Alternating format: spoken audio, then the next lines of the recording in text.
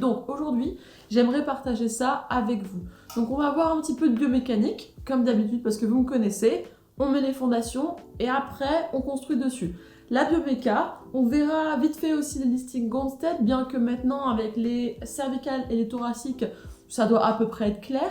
Et ensuite, on verra aussi les ajustements, évidemment, et les drills, donc les exercices, parce que s'il y a une chose que vous devez tirer de cette semaine, c'est vraiment ça. C'est les drills qui vont tout faire dans votre ajustement, parce que ça va préparer physiquement votre corps pour après délivrer un ajustement correct.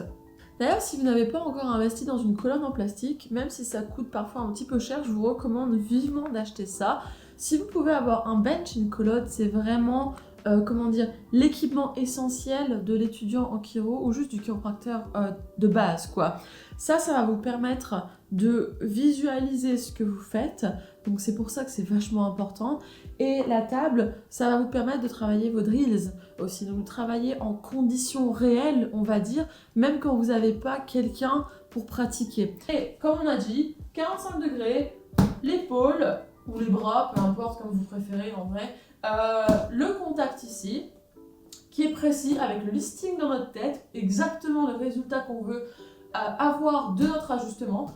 Et ensuite, notre jambe d'appui, donc on grandit un chouïa, pas nécessairement jusqu'à là-bas, comme on a dit, parce que sinon on va perdre l'équilibre.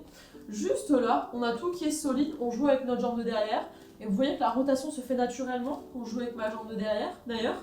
Et en fait, après, le hip drop va se faire dans le bench. Vous voulez dropper dans le patient, en gros.